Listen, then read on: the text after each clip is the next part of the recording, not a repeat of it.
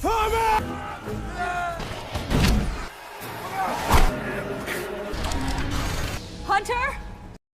ये अंतरिक्ष से आई मशीन कैसे सभी इंसानों को म्यूटेंट में बदल रही थी। एक समय तो ऐसा आ गया था कि जब इस मशीन से निपटना बेहद ही मुश्किल हो गया था, तो फिर कैसे लोगों ने इसे छुटकारा पाया, आइए देखते हैं। वेलकम बैक रॉकेट, स्वागत है आपका म्यूटेंट क्रॉनिकल्स मूवी में। तो इस मूवी की शुरुआत में दिखाते हैं कि 10,000 साल पहले अंतरिक्ष से एक बुरी मशीन पृथ्वी पर आती है। उस मशीन का काम यह है कि वो मरे हुए और मरने वाले इंसानों को जिंदा लाश बना देती है, जिसे म्यूटेंट्स के नाम से जाना जाता है। उस मशीन से बहुत परेशान होने के बाद एक नियाकड़ी नाम का योद्धा अलग अलग जनजातियों के लोगों को इकट्ठा करता है और किसी तरह उस मशीन को पृथ्वी की गहराई में दफन करने में कामयाब होता है। नियाकड़ियन के वंशजों ने फिर क्रॉनिकल्स नाम की किताब लिखी और उसमें यह बात छुपा कर रखी कि उस मशीन को कहाँ दफनाया गया है। इसके बाद हमें 2707 AD में लेके जाया जाता है, जहाँ पूरी दुनिया को 4 संस्था में बांट दिया गया है, जो पृथ्वी पर बचे बाकी साधनों को हथियाने के लिए एक दूसरे से हमेशा लड़ते रहते हैं। इसके बाद हमें यूरोप में युद्ध का मैदान दिखाया जाता है, जहां कैपिटल और बाहाउस नाम की 2 संस्था एक दूसरे के साथ बड़ी बड़ी मशीनों और हथियारों के साथ लड़ रहे होते हैं।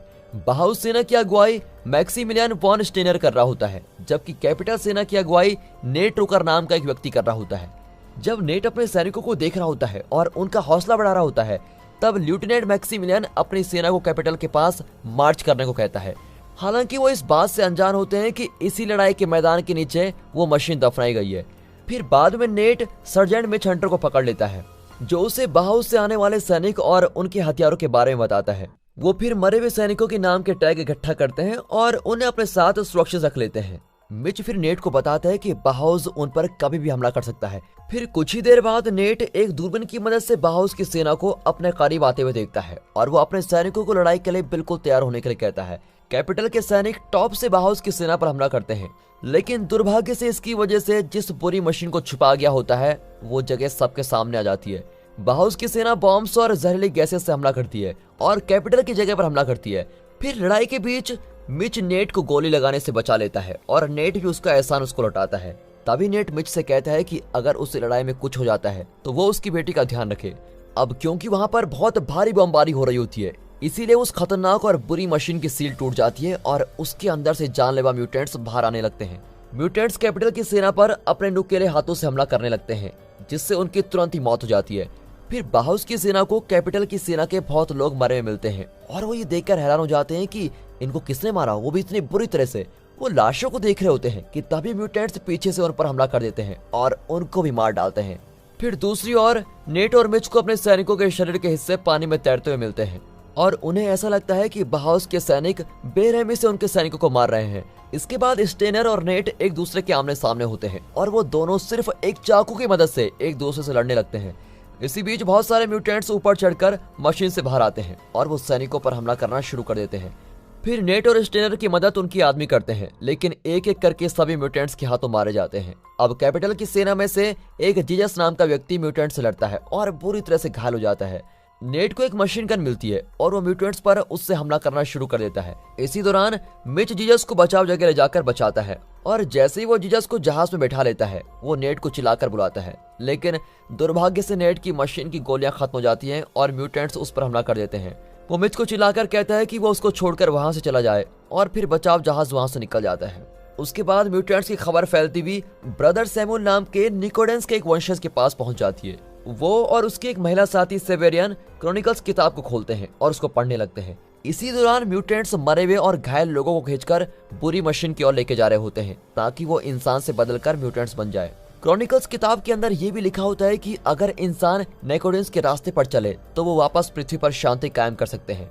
6 हफ्तों बाद म्यूटेंट्स ने कैपिटल की सुरक्षा पर हमला करके वहां पर कब्जा कर लिया होता है और उन सभी के एक साथ काम करने के बावजूद भी वो म्यूटेंट्स को रोक नहीं पाते। फिर भविष्यवाणी को पूरा करने के लिए ब्रदर सैमुअल सभी राजदूत और बड़ी संस्थाओं के पास एक वादा लेकर जाता है कि वो 20 बहादुर सैनिक और एक जहाज देंगे जो म्यूटेंट से लड़ने में उनकी मदद करेंगे।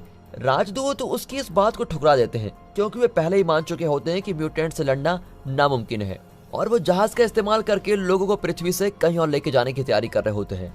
कुछ देर बाद ब्रदर सैमुअल अकेले में कॉन्स्टेंटाइन से बात करने जाते हैं, जो राजदूतों का सरदार होता है। वो उसे अपने सैनिक इकट्ठा करने के लिए एक जहाज और कुछ टिकट्स देता है और फिर सैमुअल के वहां से जाने के कुछ देर बाद ही कॉन्स्टेंटाइन को म्यूटेंट्स मार देते हैं।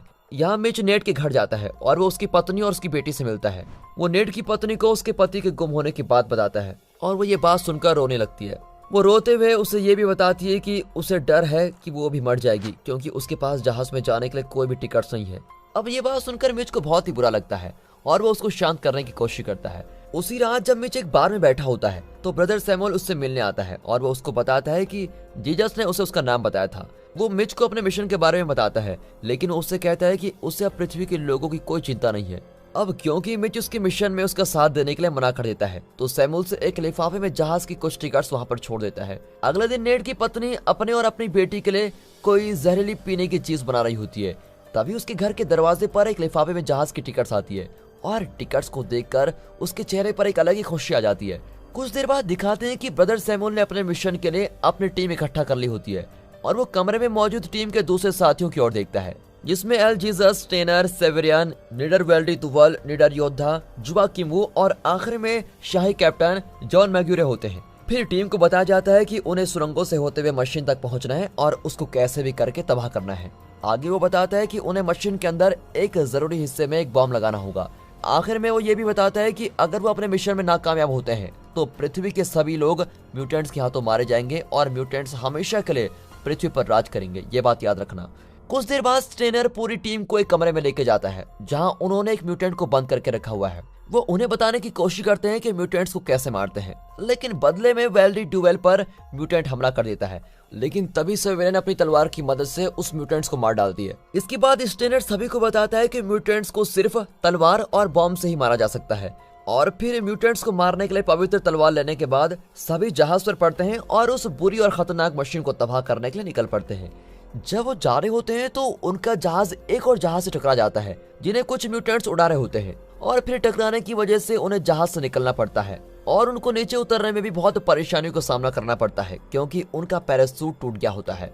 वो सभी किसी तरह जमीन पर उतर जाते हैं, लेकिन इसी बीच मैग्यूरे बुरी तरह से घायल हो जाता है और इसलिए वो सभी के निकलने के बाद अपने आप को बॉम्ब से उड़ाने का फैसला कर देता है। और फिर तबाह हुए करान शहर की ओर जाते हुए वो देखते हैं कि दो चौकीदार गरीब लोगों को जहाज में चढ़ने से रोक रहे होते हैं, जिसको देखकर मिच को बड़ा गुस्सा आता है और वो उनमें से एक चौकीदार को गोली मार देता है, जिससे लोगों को जहाज में चढ़ने के लिए थोड़ी आसानी हो जाती है।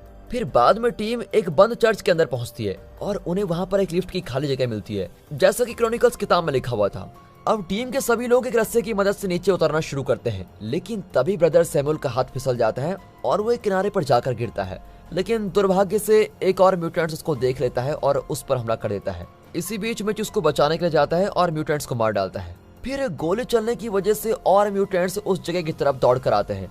कुछ ही देर में उनकी सारी टीम म्यूटेंट से लड़ रही होती है और अब दिखाते हैं कि जब जुबा लिफ्ट के अंदर बैठा म्यूटेंट से दूर भाग रहा होता है, तभी एक धमाका होता है जिसकी वजह से लिफ्ट उड़ते हुए उनमें से कुछ म्यूटेंट्स के ऊपर गिर जाती है। लेकिन म्यूटेंट्स को कुछ नहीं होता और वो कुछ ही देर में वापस अपने पैरों पर खड़े हो जाते हैं और वो फिर से टीम से लड़ने के लिए बिल्कुल तैयार होते हैं। तभी जख्मी जुबा बिल्डिंग के मलबे से अपना हाथ बाहर निकालता है और म्यूटेंट्स के बीच में एक बॉम्ब गिरा देता है। फिर धमाके की वजह से टीम के आसपास जितने म्यूटेंट्स होते हैं वो सभी जुबा के साथ वहीं मर जाते हैं। कुछ देर के लिए टीम के सभी लोग जुबा के बलिदान के लिए बहुत प्रार्थना करते हैं और अपने मिशन को आगे बढ़ाते हैं और फिर जल्द ही उन्हें जमीन के नीचे एक सुरंग मिलती है और वो उसके अंदर से जाने लगते हैं। सुरंग की दूसरी ओर निकलकर वो देखते हैं कि म्यूटेंट्स इंसानों को मशीन की ओर घसीट कर लेके जा रहे हैं। अचानक से मिच की नजर नेट पर जाती है, जिससे एक म्यूटेंट घसीट कर ले जा रहा होता है। टीम के सभी लोग उसे साथ रहने के लिए कहते हैं, लेकिन इसके बावजूद मिच नेट को बचाने के लिए चट्टानों से कूदता है और यहाँ टीम के बाकी लोग मजबूरन अपने मिशन को जारी रखते हैं। बाद में मिच नेट के पास पहुंचता है और उसे बताता है कि उसकी बीवी और उसकी लड़की सुरक्षित है और उसने उन्हें पृथ्वी छोड़कर मार्स पर जाने के लिए जहाज की टिकट्स भी दे दी है। कुछ देर बात करने के बाद मिच को समझ आ जाता है कि नेट ज्यादा देर तक जिंदा नहीं रह पाएगा, इसीलिए वो उसको गोली मार देता है और उसके दुख को वहीं पर खत्म कर देता है। अब दूसरी ओर उस बुरी और खतरनाक मशीन के हट की ओर जाते हुए स्टेनर का पैर एक चट्टान से फिसल जाता है और वो सीधा म्यूटेंट्स के ऊपर गिरने वाला होता है। इसीलिए टीम के बाकी लोग उसको ऊपर खींचने की कोशिश करते हैं, लेकिन वो अपना हाथ उन्हें पकड़ाने की जगह उन्हें अपना बैग पकड़ाता है, जिसमें मशीन को तबाह करने का जरूरी सामान होता है और ऐसा करते हुए वो जमीन पर गिर जाता है। फिर उसे इस हालत में देखकर टीम के बाकी लोग भी म्यूटेंट से लड़ने के लिए जमीन पर कूद जाते हैं और फिर जल्द स्टेनर को एक म्यूटेंट मार डालता है, जबकि एल जीसस की बंदूक से एक धमाका होता है और वो मर जाता है। अब दुर्भाग्य से ब्रदर सैमुअल भी म्यूटेंट के हाथों मारा जाता है। सेवेरन को छोड़कर बाकी सभी घायल हो जाते हैं और म्यूटेंट्स उन सभी को घसीटकर मशीन की तरफ लेके जा रहे होते हैं। फिर धमाके की आवाज को सुनकर मिच भी वहां पर पहुंच जाता है और उसे सेवेरन मिलती है जो उसको बाकी साथियों के बारे में बताती है। कुछ देर बाद ही मिच जमीन पर ग्रे क्रॉनिकल्स के पेजेस को इकट्ठा करता है और सेवेरन से कहता है कि वो इन पेजेस को पढ़े और कोई सुराग ढूंढे। हालांकि सेवेरन उससे कहती है कि वो क्रॉनिकल को नहीं पढ़ सकती, जिसको सुनकर मिच को बहुत ही गुस्सा आ जाता है। उसके बाद मिच और सेवेरन मशीन की उस जगह पर बॉम्ब लगा देते हैं जहां म्यूटेंट्स जख्मी लोगों को ले जाकर डाल रहे होते हैं। और फिर इससे पहले कि म्यूटेंट्स स्टेनर और डुवेल को गड्ढे में डाले, वो पहले ही बॉम्ब को फोड़ देते हैं और धमाके की वजह से गड्ढे में जाने का रास्ता भी ब्लॉक हो जाता है। कुछ ही देर बाद मिच और स्टेनर रस्सी को पकड़ते हैं और डुवेल और सेवेरन मशीन के दिल तक पहुंचने की कोशिश करते हैं, लेकिन दुर्भाग्य से म्यूटेंट्स बंद हुए रास्ते से पत्थरों को हटाकर अपना रास्ता बना लेते हैं। अब ये देखकर स्टेनर म्यूटेंट्स के पास जाकर उन्हें बॉम्ब से उड़ा देता है और धमाके की वजह से मिच गड्ढे के अंदर एक कन्वेयर बेल्ट पर गिरता है जो उसे मशीन की तरफ ले जाने लगती है। उसके हाथ और पैर बंध जाते हैं और उसको एक रहस्यमय इंजेक्शन लगा दिया जाता है। अब इससे पहले कि मशीन उसकी आंखों को कोई नुकसान पहुंचा पाती, उससे पहले मिच किसी तरह अपने आप को छुड़ा लेता है और वो मशीन पर गोली चला देता है, जिसकी वजह से उसे भागने के लिए थोड़ा समय मिल जाता है। कुछ ही देर बाद मिच डुवेल और सेवेरन के पास पहुंचता है जो कि पूरी मशीन के दिल के पास पहुंच चुके हैं। पहले तो वो ये देखकर हैरान हो जाते हैं कि मिच एक म्यूटेंट में बदल गया है, लेकिन जब वो उनसे बॉम्ब के बारे में पूछता है तो उनको यकीन हो जाता है कि ये सही है। इसके बाद सेवेरन और डुवेल मशीन के दिल तक पहुंचने वाले रास्ते पर रखवाली करती हैं, जबकि मिच मशीन के अंदर यंत्र को अच्छे से लगा देता है, लेकिन वो बॉम्ब को ठीक से नहीं लगा पाता। इसी दौरान ब्रदर सैमुअल पूरी तरह से अब म्यूटेंट बन चुका है। अब वो वहां पर आता है और सेवेरन पर हमला करने लगता है। जब वो उस पर हमला करने से थोड़ा डगमगाती है, तब सैमुअल इस मौके का फायदा उठाता है और उसको वहीं मार देता है। डुवेल भी म्यूटेंट से लड़ नहीं पाती, जिसकी वजह से वो एक किनारे से नीचे गिर जाती है। आखिर में मिच और ब्रदर सैमुअल एक दूसरे से लड़ते हैं। तभी मिच को एक सुराग मिलता है कि बॉम्ब को कैसे चालू करना है। उसे एक चाबी जैसा निशान अपने तलवार के ऊपर दिखाई देता है और वो ब्रदर सैमुअल के साथ ही उस तलवार को मशीन में लगा देता है। मिच फिर मशीन की बॉम्ब को चालू करने के लिए अपनी तलवार को घुमाता है और थोड़ी देर बाद ही मशीन में एक भूकंप आने लगता है। ब्रदर सैमुअल फिर मिच से कहता है कि वो मशीन से कूद जाए और उसका विश्वास करे। मिच उसकी बात मानता है और एक झील में कूद जाता है। वो देखता है कि मशीन वापस से अंतरिक्ष की ओर निकल जाती है और आखिर में इस तरह मिच पूरी इंसानियत को बचा देता है। दोस्तों, आपको इस मूवी का सबसे अच्छा किरदार किसका लगा, कमेंट करके जरूर बताइएगा। और अगर वीडियो अच्छी लगी हो, एक्सप्लेनेशन अच्छा लगा हो, मूवी अच्छी लगी हो तो वीडियो को लाइक कर दें और चैनल को सब्सक्राइब करना बिल्कुल मत भूलिएगा। बाकी मिलते हैं अगली वीडियो में, तब तक के लिए गुड बाय, अपना ख्याल रखिए and finally thanks for watching.